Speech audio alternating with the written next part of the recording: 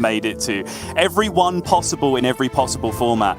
Viper beating him twice throughout the tournament this week to stop that from happening. So that's a feather in the cap for Viper at least. You know, I think it was it Sintalol who like beat Just Saying 3-0 in tournament or something in his Twitter bio. It was either Just Saying or Huntrace, one of the two.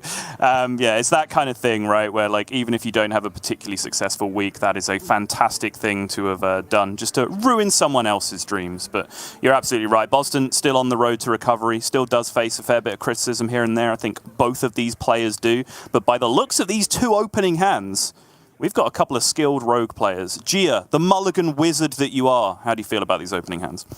Well, they've got Kazakus, so definitely a keep. The Mankrik also looking premium for Bozzzton and for Viper. Efficient Octobot in the opener.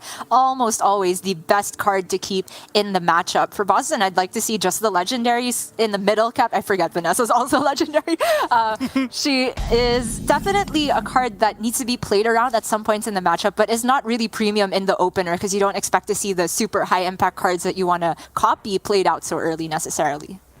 That's right. It was Bozzzton who gave the top 5 moment over to Felkane last week in that series that you were referencing, where he finished his turn with shadow stepping a golem, and then Felkane was able to go field contact Vanessa Van Cleef to get that shadow step, and then just repeatedly shadow step the Vanessa over and over again to essentially have the most miracle of Miracle Rogue turns drawing through his deck. So clearly there are things to avoid with that Vanessa Van Cleef in mind. But here, Bozzzton looks like he's going to lead Cult Neophyte. Are you on board with this? I definitely think it fits his curve, right? It just says coin 2 into Mankrik, into Golem, into 5-cost Golem. And currently, he doesn't have any way of actually disrupting Viper's ideal play of this Octobot. And so, might as well get the minion on board so he's able to immediately kill off the Octobot. He does skip the Foxy Fraud turn, but it's no big deal because it's not like he particularly wanted to combo out the Brain Freeze. The big deal, more so, is that he's discounting Viper's hand this early. And even though it's just 4 cards, you're always a little bit scared if one of them is Jandis, potentially.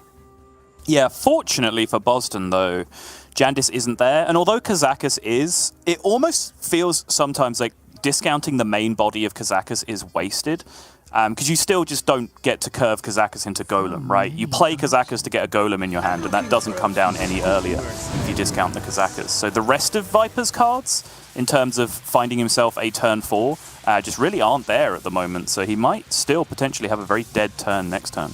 Yeah, and even the end to this turn, it feels like Penflinger should come down to kill off the Cult Neophyte, but it's kind of expensive to get the Penflinger back in hand. If anything, the only Shadow Step target is the Kazakus, and I wouldn't hate it to give himself a turn 4, but it's negative tempo on this turn, ending with nothing on the board.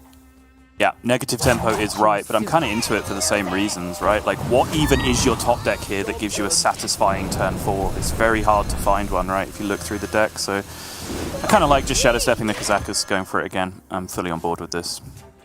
Whereas for Bozzzton, it's much more straightforward. He has the curve, and he's aware that there's already a Golem, which from his perspective could still be a 1-cost potentially, but having seen the Shadow Step on Kazakus, it feels like Viper is just going for double 5s.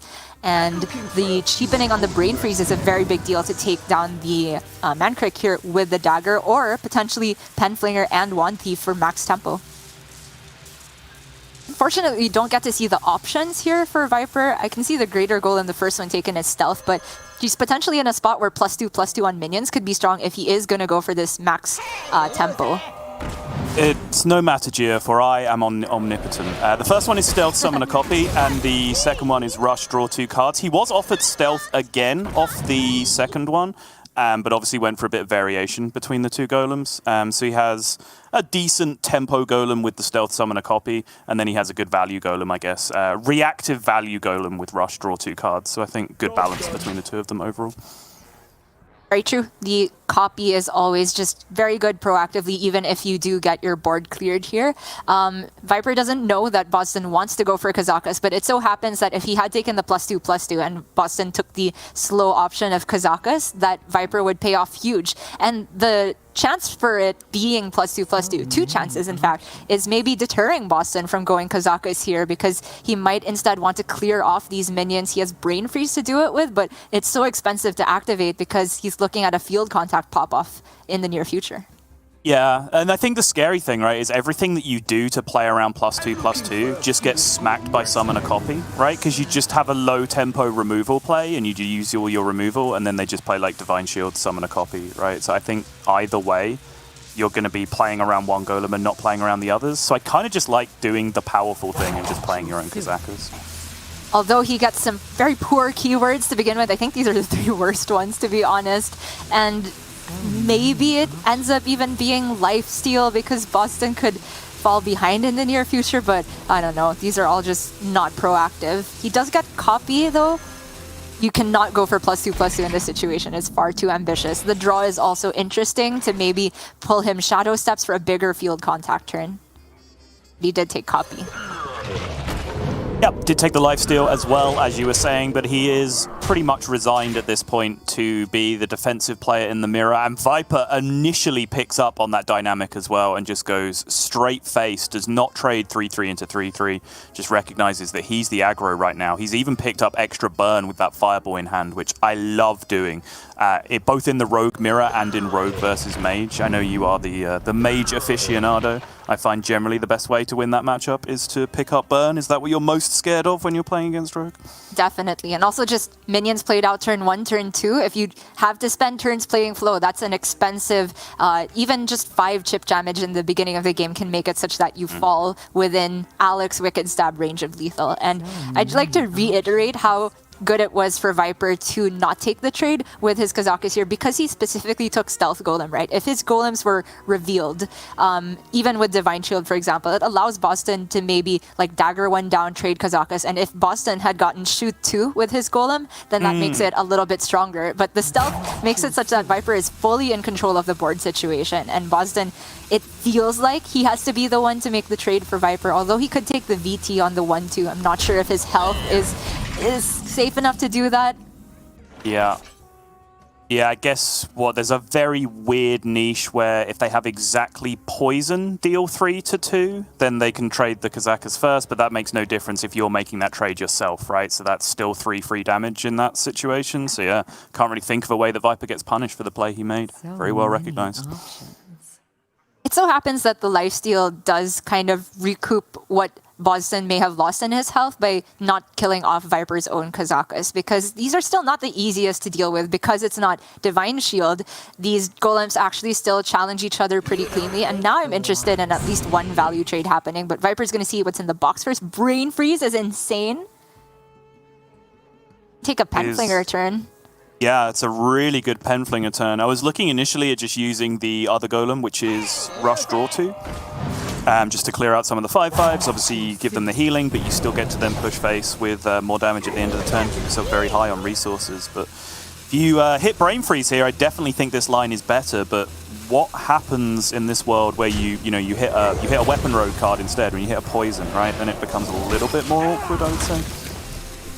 Interesting that Viper chose not to Brain Freeze the golem and then trade Kazakus, because he could have then taken a VT instead and ended up with a higher attack minion but lower health, because it would have gone down to a 5-2 golem. And he's valuing the health on his minions perhaps to play around a field contact turn where every breakpoint on Prize Plunderer matters.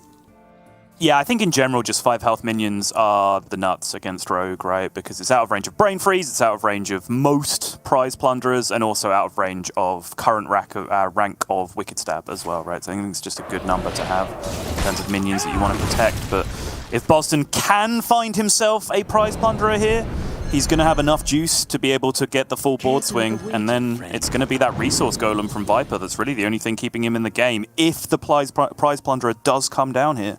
He's still some way away from getting it. Yeah, only one more chance to get it because the discount will be used up on this one thief. All really slow options. My head would be at Netherwind potentially here, but it's going to be Counterspell instead. Sometimes you can time it into a secret passage, but Olgra coming out now is insane. And the Prize Plunder! Oh my god! That's so runner. Yeah, I was going to say, Viper kind of salty smirked at the Olgra coming out. I'm like, well, he's halfway through his deck. It's not the end of the world. Olgra running into the Prize Plunderer, yeah, that you have rights to be salty about for sure, because that was basically the one-outer for Bozzzton at that point. And Viper's own Prize Plunder is far from being as effective here without the field contact to truly buff it up. No Shadow Steps to give him wiggle room either. And it feels like this could just end up on second Wand Maker, although he could just go Penflinger, Prize Plunder on 3-2, Penflinger on the 2-1, then trade away the 3-2 to keep the board as narrow as possible going into a Janda's turn. That's true. You could also do that same thing and like double trade into the 3-7 just to deal with the hardest minion to deal with on this turn. Instead, he's just going to go Wand Maker. Okay. I was initially looking at this play if he's thinking going field contact the next turn, in which case you'd probably want the Prize Plunder in your hand still with the Penflinger to keep the train going as consistently as possible. It's going to take a bit more pain for having done that, but you do have to take the bigger swings in this matchup, I think. That's fair. Wow, Dagger, okay. There being Wand Makers in the list in the first place is a bit of an anomaly compared to the standard rogue list. Yes.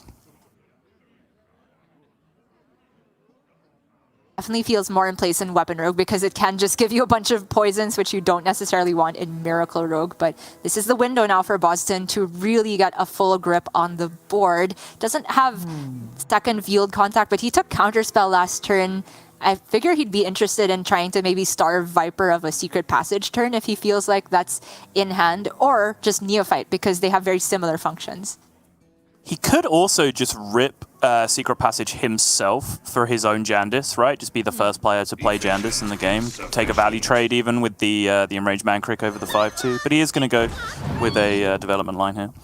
I'm very interested in Brain Freeze to deal this 5-2 because it feels like he's in a position where he can just leverage that board advantage he's had till this point to send everything face. He has one Wicked Stab in hand, he's picked up Mask now, and probably can just go fishing with the Secret Passages around turn 8, turn 9 for second Wicked Stab.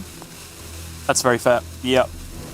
So in that case, he could be looking at Brain Freeze and Counterspell here to finish out this turn. Doesn't get the Cult Neophyte down this way, but I think preloading the Octobot is ideal. Bozzzton gives a little shake of the head. I don't know if there's something at the end of that turn that he wasn't happy with, but it looks okay to me. Maybe the secret is giving him a bit of stress because Oasis Ally potentially is a headache here. Rigged Fair Game, you don't necessarily want to send a Dagger Swing face, although there's not really a good target for it otherwise. Quiet. Too quiet. Not Mirror Entity, okay. So Octobot into Penflinger, gonna cheapen this hand. Prize Plunder can come down for super cheap. Octobot was the filthy draw this turn. He needed something of this kind of power level, just getting all of these discounts down. Big opportunity now to, if he gets deep enough in his deck to find Shadow Step, maybe he can do something reasonable this turn. Definitely feels like a Prize Plunder has to come down. More cards played now, so he can one-shot the Octobot as early as now. It looks like he's starting Yoink. If it is exactly Shadow Step he's looking for, still playable if he gets it off the Prize Plunder. That's right. He wants to deal with Netherwind Portal out and Counterspell in that situation, right? Just in case he wants to get full information as to what the board looks like before he decides what he's going to remove. So plays the spell first to test on the secrets. I think that's very good sequencing. This is a juicy Mask turn. I think maybe some trades happen first, like Mankrik into 1-3, and then it's pretty likely that everything gets cleaned up by that point because 2 health or lower. That's just an instinctual stats that I'm going for. And if something gets left up, he still has Dagger and Wand Thieves to clean up, right?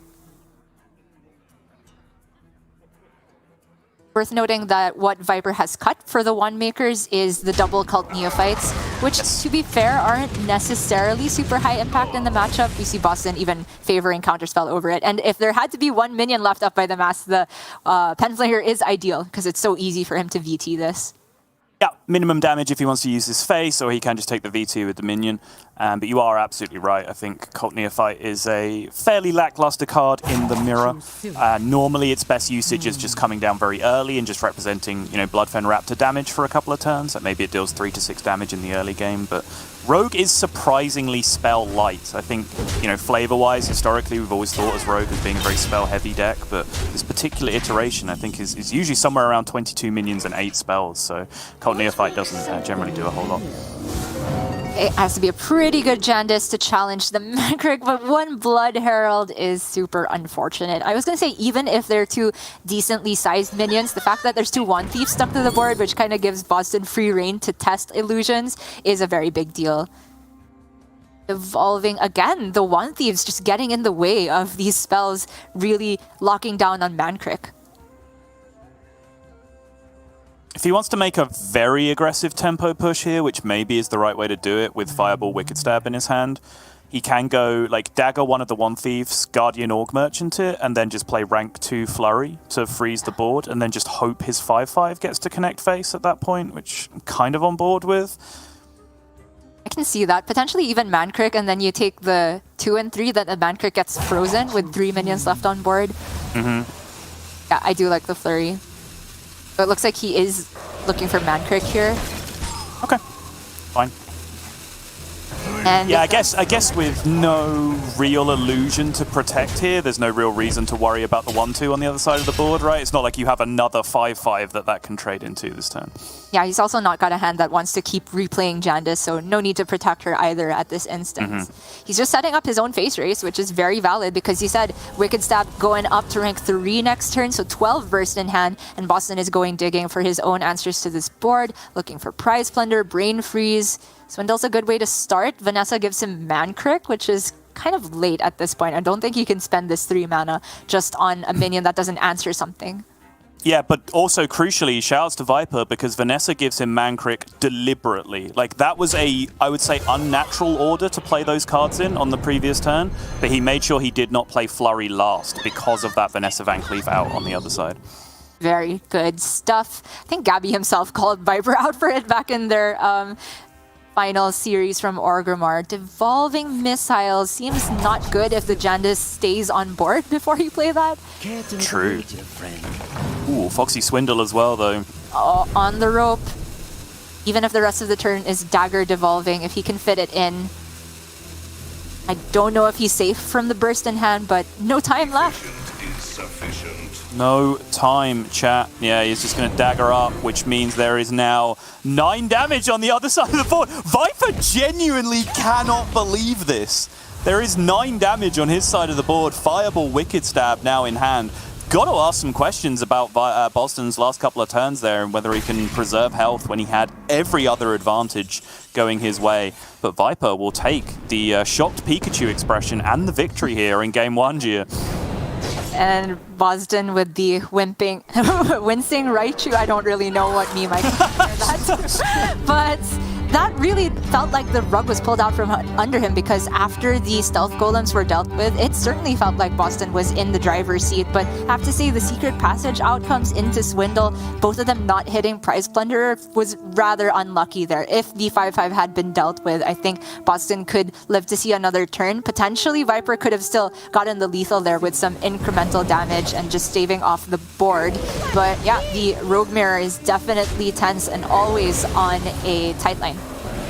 Yeah, we were creeping towards that point, right, in the Rogue Mirror, where if one person's going super aggro and they don't have the board, they'll just end up losing to defensive Alexstrasza if it gets to that point in the game, right? So like, the window was closing very rapidly for Viper. He was, I think, a little bit fortunate to be able to get through there. But now with the crucial mirror victory in Conquest, how do you think the rest of the series stands? Again, I recognize that's a tricky question with this ridiculous lineup that Viper's rocking here, but how do you feel about his position in the series now? I mean, I'm glad you recognize that you're saying that because I think I expected you to just try and repeatedly put me on the spot about this X-Factor Demon Hunter that none of us really knows how to evaluate. But overall in the series, I do think the fact that Viper has a Paladin is very interesting because this is N'Zoth Paladin and not the Libram Paladin that we're seeing a bit more popular in APAC at least, and I think has a better matchup against the Rogue. Against OTK Demon Hunter, I still think this N'Zoth Paladin has some game, but if it's to face Bozzzton's Rogue, it has some weaknesses in terms of responsiveness because if it doesn't hit exactly Broomstick, it's tough for them to come back when they're super far behind on board. So, sorry, did you say you feel like this has a better or worse matchup against Rogue than like a regular aggro Paladin or a Libra Paladin? A worse matchup than the Rogue. Okay. I'm inclined to agree with you, yeah, and I still continue to try and solve the mystery of what N'Zoth Paladin is supposed to do.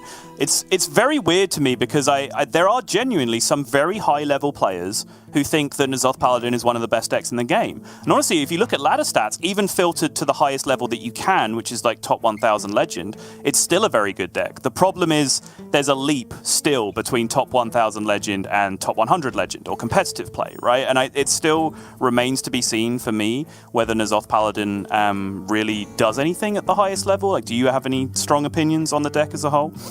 I kind of thought it was more of a niche bring back when we were in LHS last week because it seemed to have a very strong matchup against Control Warrior, for example. I think it's quite strong against OTK Demon Hunter. Just having those consistent 8/8 with Divine Shield, being able, when you have the time to corrupt it, there's very few decks that can very consistently beat that. But then I would bring up Libram Paladin can get 8/8s with Divine Shield and Taunt and Healing at the same time. They can't play them all at the same time with a huge board as N'Zoth can, though, which is the one big upside, because this Paladin feels like it has a stronger overall curve. I just have problems with how consistently it can hit those curves and how exploitable it is when it doesn't hit them. Yes, and speaking of decks that are able to exploit weaknesses, I would put Mage very high on that list, which is the deck that Bozzzton is now going to queue up into this. Particularly any deck that's looking to manipulate a revive pool, Mage has one of the best tools in the game for, right? Whether it's Priest with Raised Dead or whether it's N'Zoth decks, the ability to deny not only big overstatted minions, but minions that you want to be putting into a graveyard to be revived later. Mage has the ability to disrupt that. But I think if the game gets that late, generally Mage is going to be in control anyway, so I think more so this matchup is about hitting the aggro paladin half of your deck. Would you agree with that assessment? Completely agree. Sword of the Fallen early on to pull out the secrets and keep the card draw smooth is always important, and the Oh My Yogg is not always the easiest prospect for Mage to test when they don't hit Incanter's Flow, but I realized I'm in Europe now, Sottle.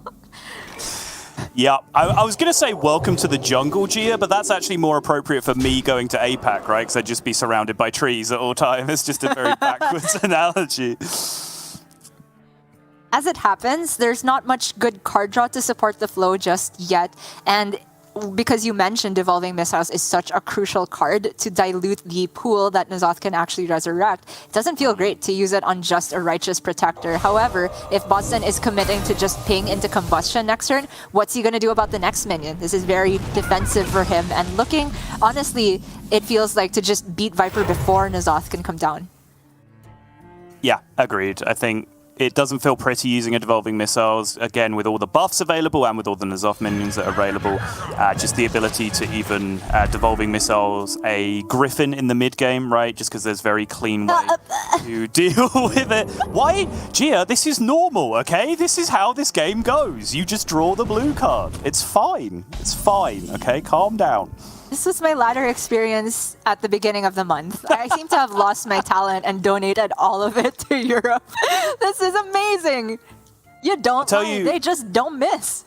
They don't miss. They absolutely do not. And this is one person who has not lost that talent is Bozzzton all season, because he has a 65% win rate overall throughout the entire season with Spell Mage. I don't know if you saw the single most disgusting series of Spell Mage of all time, where he just absolutely brutalized everyone with double flow and some of the most ridiculous Apexis Blast outcomes. I saw that. I didn't get to see Zixar Prime with +8 spell damage, but I wish I did.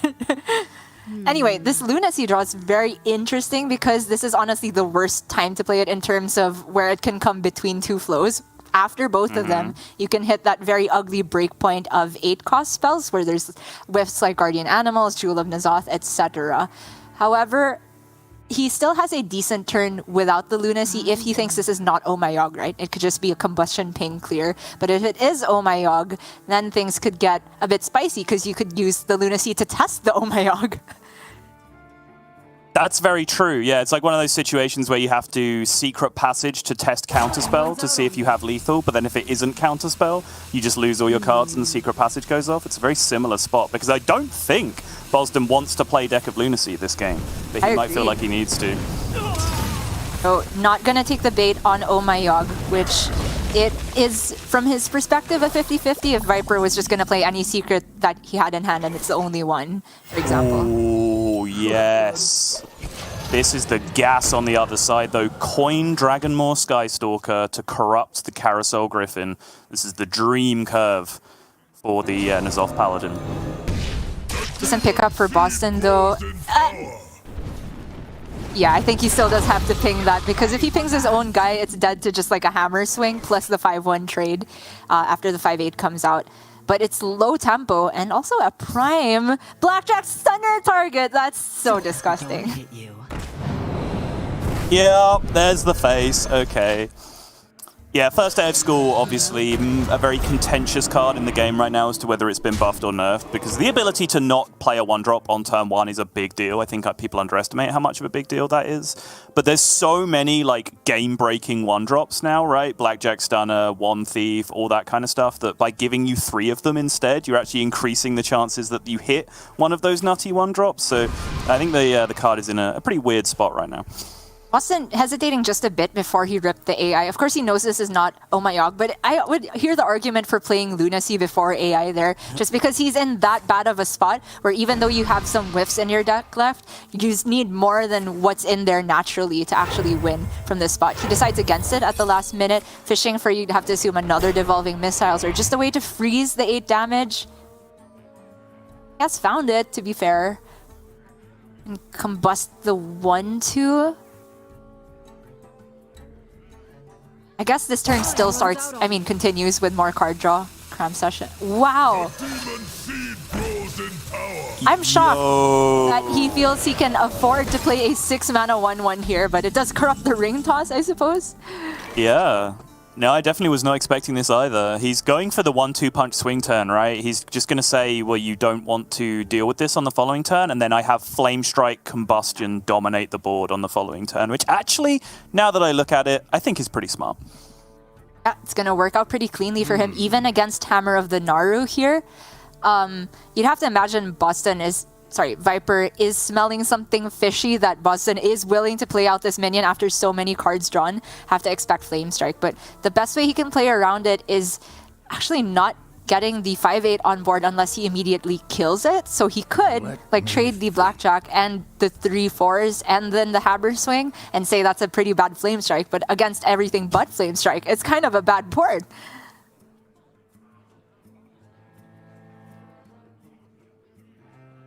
Probably just ignore it. This is a lot of damage to send face, and then he can hit Alex for himself in the near future, hopefully, because he has this red scale Dragon Tamer.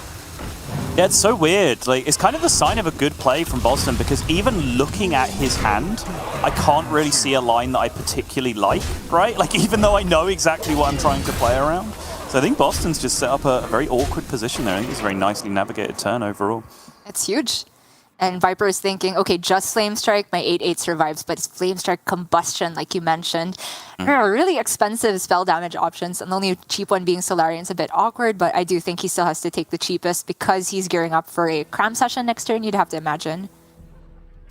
You would have thought so. There is the option with how cheap the remaining burn in his deck is. I think there's still one Apexis Blast and some Rune Orbs to just look at Aegwin and just try and use that as a straight-up win condition. But I do like your school of thinking a little bit more and just take the cheap one for card draw options. Yeah, flexibility is huge. Mask of Cthulhu also in the deck ×2. And it's getting to the point where he might want a Prime in the near future. Oh my god, that's so gross. On curve. Right. Prime in the near future, you say, Gia? You're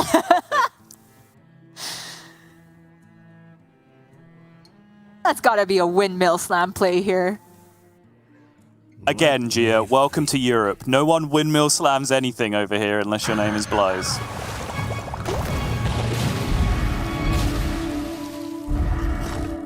That's a weird animation. I thought they all come out at once for a while. I thought it was only summoning 2, but for some weird bug.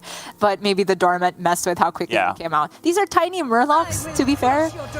So Mask of Cthulhu could still put in some major work against this board. Spring Water, there it is. Apexis Blast as well. Hang on, hang on. This is infinity damage. Gia, help. What's happening? It's all playable. All the burn. Wait. 12, 14, 17, 20, 19. 23? I think it's lethal. Wait, is it really? Wait, sorry. 17, 19, 24. Yeah, it's 23. Sorry. Okay. I got excited there. Oh. Okay, that Devolve added more health to the board, but it's Apexisable. What if you just blast face and just hit the lethal outs? What then? Raz is lethal, Aegwin is lethal, Mozaki is lethal. Eh? That's true. But you can Uber is lethal? No. The important thing is he can play around Alex with this line, right? Because he fits in the ring toss, so That's he true. can get barrier and not just die to a board or weapon swing plus Alex. And he gets to fit in most of this burn. Ooh, had time to pick the Apexis as well. That's the good card. It is. That now leaves him with 11 more damage next turn, even if the board gets cleared, and the board really isn't even that likely to get cleared, I would say. Yeah, goobers are sticky. No.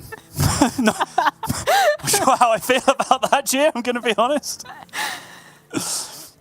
And it's getting to the point where like Viper even has to potentially be scared of Prime off the top. He can't afford to leave this damage on board, obviously, but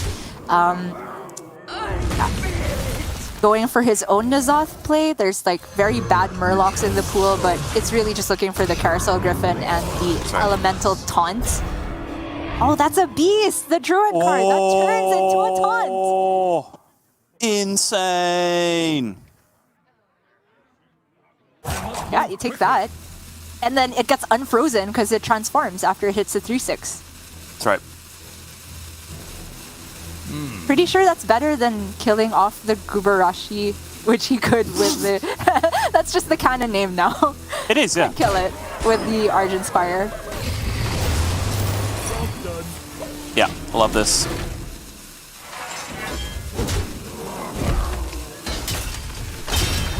And as for lethal outs for Bozzzton, I don't think the mana's there. Texas not active because of the Solarian Prime in his deck, and so no chance to even hit Runner Aegwin, but it still wouldn't be lethal anyway. Right. So Mask of Cthulhu has to cooperate very heavily here. He's looking for multiple sources of damage on the 6/7 or the 8/8. Didn't really get what he was looking for.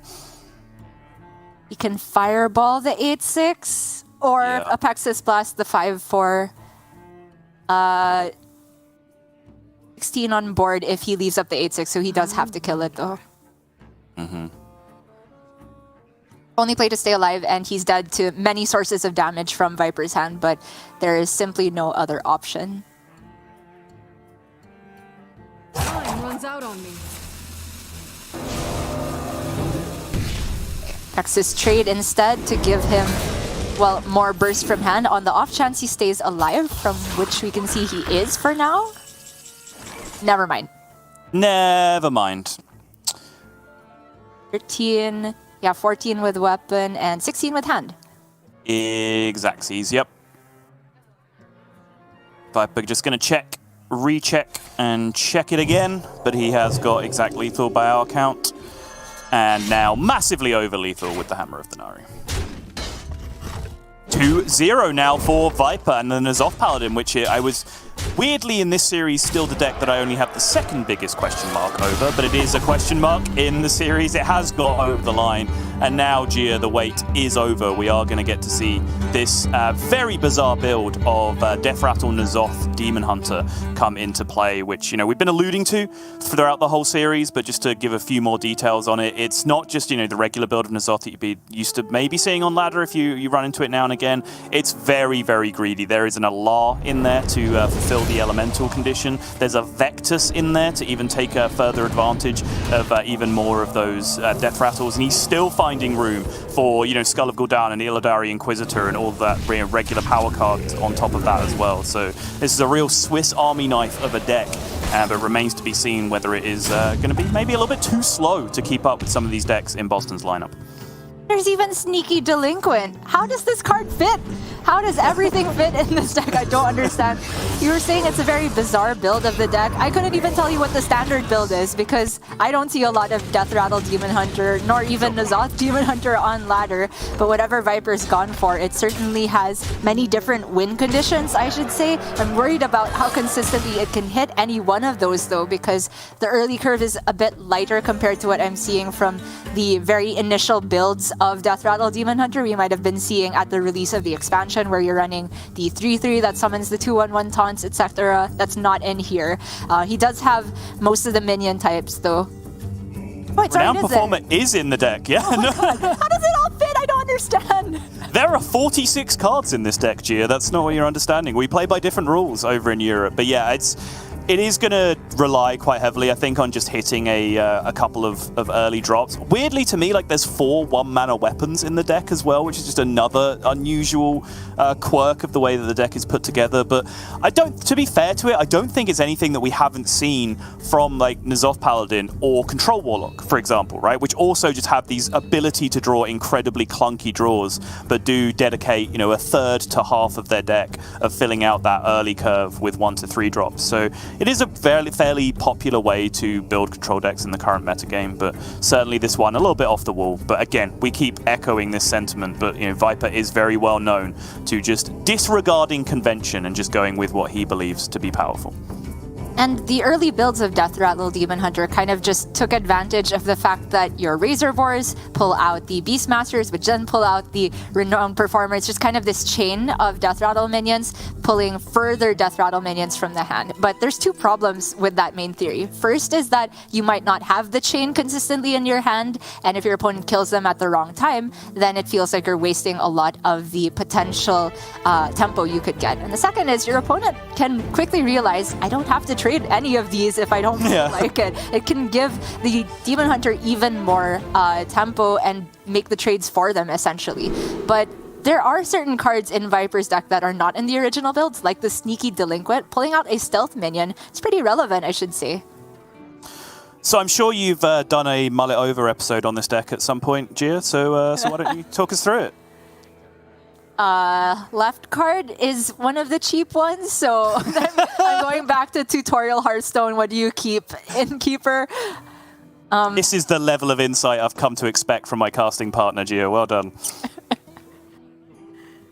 I mean, it does seem decent, right? Because he's trying to get things like Razor Boar down. Hey, I was right. Encounter's flow again. Europe's amazing.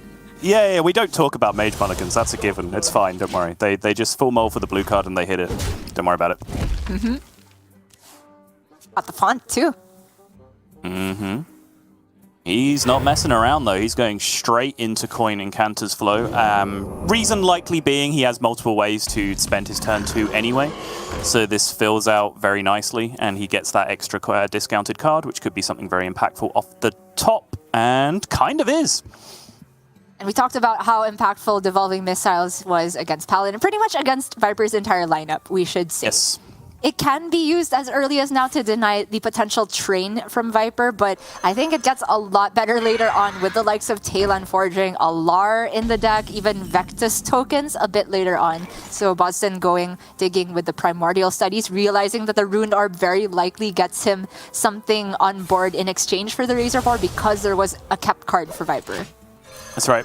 Yeah, this is one of these weird spots which if you do play Death Rattle DH a few times, you will encounter where you have ways to spend your mana in hand, but technically those things that you have in hand cost 0 anyway because you're going to get them for free from the thing on board. So you kind of get in these awkward spots where you just don't really have any way to spend your mana. Gia, I'm telling you, okay, it's not a big deal. This is just what happens. You don't have to freak out about it. I actively tried to hold it in, Sottle. I'm getting used to the new normal in Europe. I don't know why everyone else doesn't just do this. It's very strange. I get now what you talk about when you say the caliber of play in Europe is just higher than everyone else. Exactly. Now you're getting it. Nap Freeze is a cheap card to, I guess, just delay while he's trying to get some card draw going, but he doesn't have card draw. It looks like Bozzzton's next couple turns will be about Font of Power, etc. Time runs runs out on me.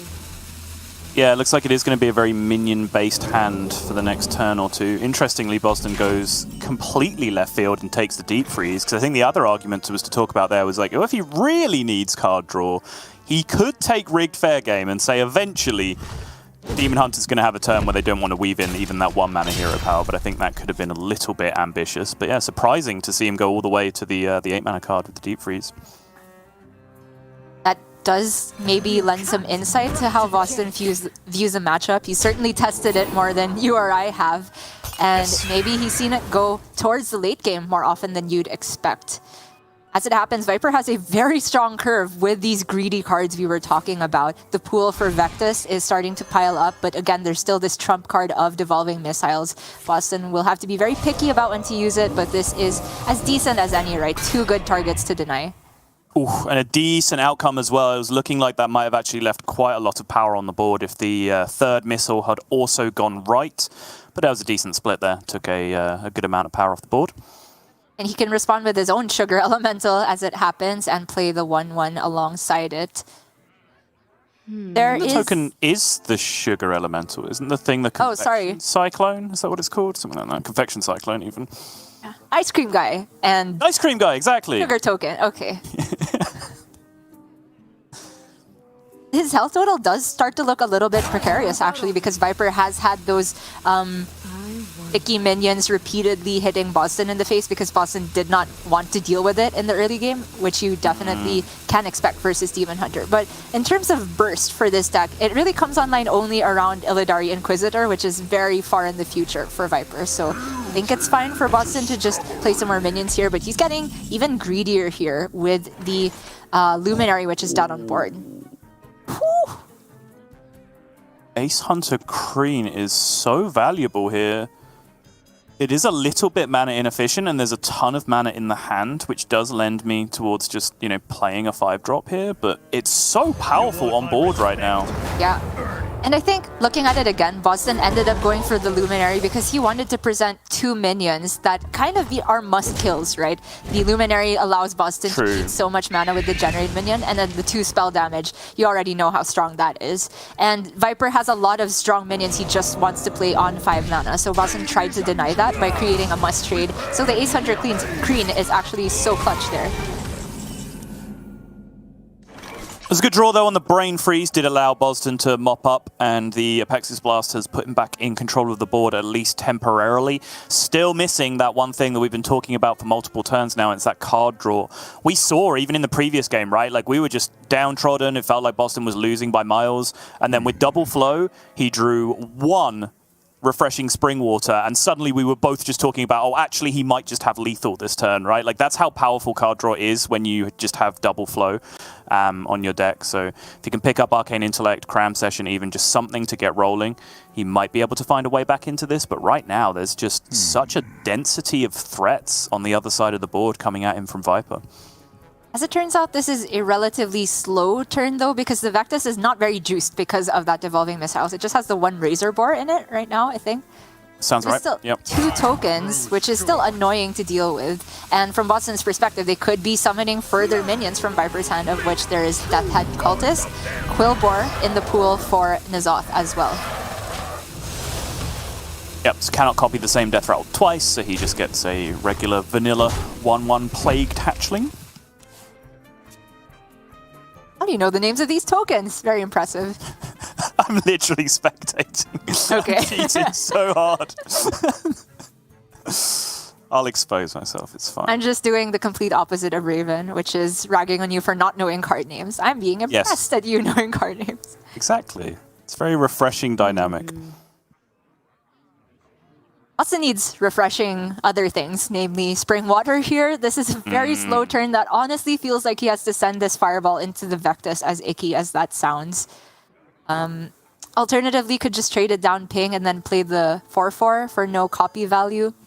But I just don't think he's winning on burn with this type of hand, right? He has to stave off as much of the board pressure as he can until he gets to that Deep Freeze he picked. Yeah, I agree. It's going to be some kind of weird formulated win condition from this point because he's chucking so much burn at minions. Pexus Blast already gone down. Fireball potentially at a minion this turn as well. I don't think one Deep Freeze is going to be enough to win the game, so he's got like another font of power, maybe the ability to find a Solarium Prime, but he's going to have to piece like bits and pieces together here if he's going to find a way out of this game. Going for an alternate line where he does still remove the immediate damage off the board, and by developing these Sugar Elementals, he doesn't necessarily have to ping the Vectus next turn to get rid of it. But now there's just Death Speaker Blackthorn on curve for Viper. Believe it or not, Gia, currently the 4th highest win rate card in the game. Drawn win rate, yeah. That's a legend. I think that's a top 1,000 legend. I was looking this up the other day. It's very weird when you look at top cards by drawn win rate because it's not really a truly representative metric. But yeah, Blackthorn is right up there. And even if we talk like lowest possible impact cards from Viper, like Double Sneaky Delinquent is the cheapest alongside the other Razorboar in his deck. Oh, sorry, he's drawn it now. So like, there's a lot of good outcomes. The biggest, of course, being Talon, which is in the deck and does cost 5 or less. Another Fishy Flyer would be pretty nuts just for rush value as well. Wow, gonna hold off. I think Viper's just a little scared of how much damage is left on board here, right? If he doesn't get to interact with it immediately with the Death Speaker. He's just a little bit afraid of just how much damage can go face in one turn because, you know, one of the big cards that is missing from this deck is the Eldrazi Warblades, right? So the ability to just stabilize and, you know, pick up little bits of health here and there just doesn't exist. So I don't mind him protecting his health total just a little bit. The safest he possibly could have gotten, of course, because he was guaranteed to pull out the Death's Head Cultist by playing the Razorboar first from the Vectus token. Bozzzton gets possibly the worst top deck in his deck with the Shooting Star, and he is able to bridge the gap into the Deep Freeze, but yeah, Viper does just have endless value with this Death Speaker Blackthorn, which also thins his deck towards the Illidari Inquisitors, which could close out the game in the near future. Also, just Skull off the top, always a possibility. I think Bozzzton needs to hit card draw next turn, or he might be out of this one. I agree, and that would leave us in the ridiculous situation, Gia, where Bozzzton has played 3 games, drawn 5 flows, and won 0 games. Like, that's absurd. That's not supposed to be how Mage works. Mage just sucks now. I mean, apparently. I can't win anymore, but I mean, yeah, this is just an anomaly, especially against the types of decks that Viper is running.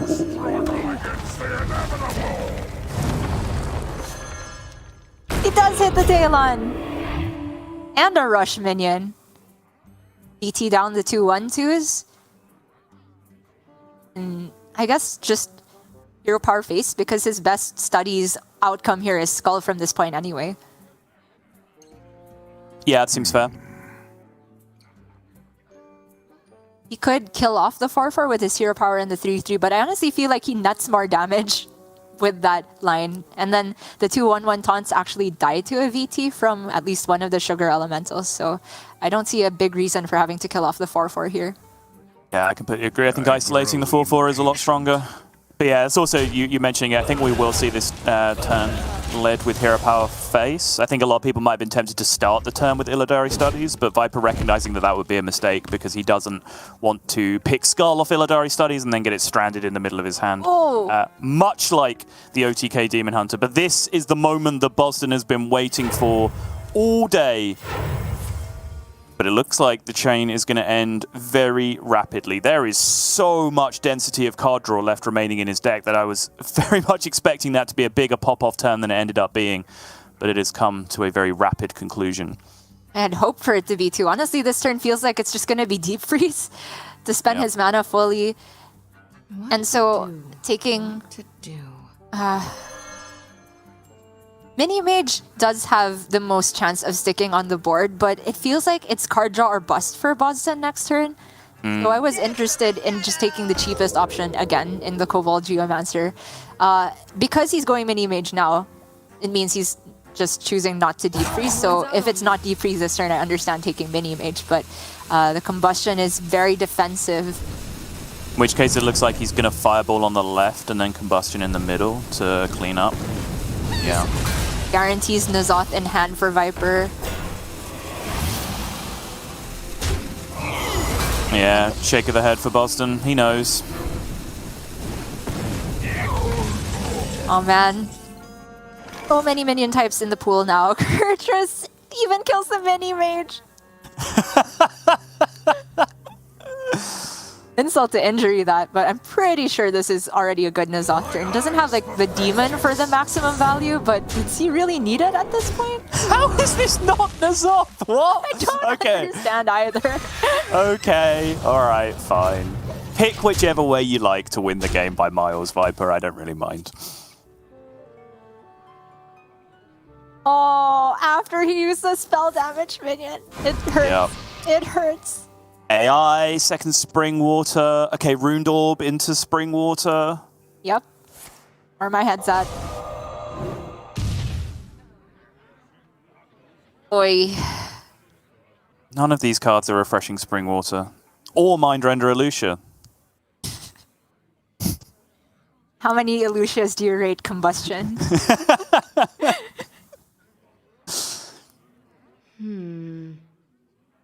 Realistically, Rain Freeze, because he is just gonna play Deep Freeze this turn, removes the most damage immediately this turn.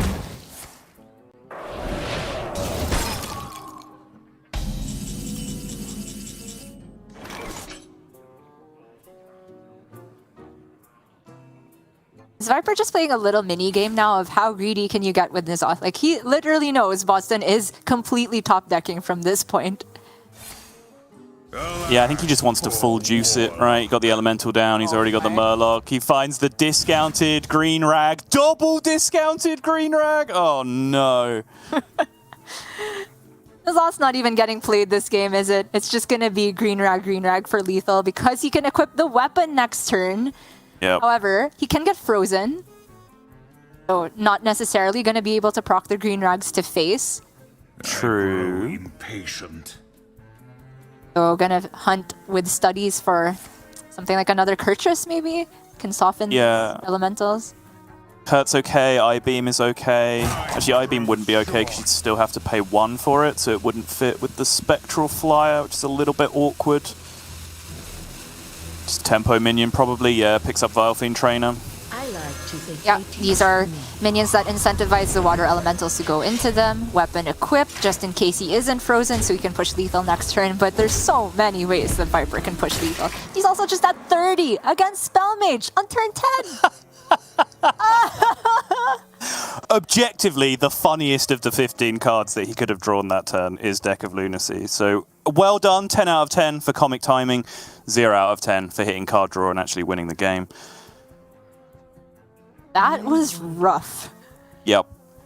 Not just drawing terribly post double flow, because you're expected to win the game post double flow, but also just losing to whatever this deck was that didn't even play its N'Zoth, which was game winning 2 turns ago. He just kind of played understated minions every turn and it got there, right? Like, that's basically what happened this game. It's very strange. Very, very strange. And he can't kill him this turn! The game continues.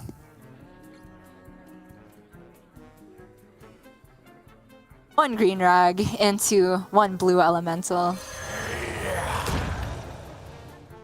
Yep. 10 goes face. Ability to freeze is gone. Hard to imagine what miracles Bozzzton can pull out from this point to be able to not only clear board but freeze face and play around the continued threats coming down on the following turns. This is my favorite time, Sottle. It's inventing the most niche mage outs out there because I have relied on the power of extreme luck to do this. So it involves hitting Font into Varden for sure. But not, it would have to get card draw first, so this is not that. And that means Viper is taking the series 3-0 with the most unconventional lineup of the entire weekend. Yeah, very, very strong performance. And again, needs to be said, that's 3 Mage games, that's 5 flows, and that's 0 wins for Bozzzton, which is absolutely not how I would have expected that series to have gone. So, absolutely well done for Viper. Lineup working extremely well, and he's had a great week. Honestly, as we mentioned before, he beat Yala twice, which put an end to Yala's incredible streak of making every single top 8 in GM history. And that also now means that I believe Viper has secured that 3rd to 6th place seeding for playoffs, which means he dodges that default loss going into playoffs, which is awesome news for him because it means he now has about as good a chance as any to be making it back to that World Championship, which I think will be still a big point of unfinished business for Viper, right? I don't think anyone is a runner-up in a World Championship and feels like they're done at that point. Absolutely. Put Yarla in the same boat, and I would just like to see Viper in a context where he's not the villain.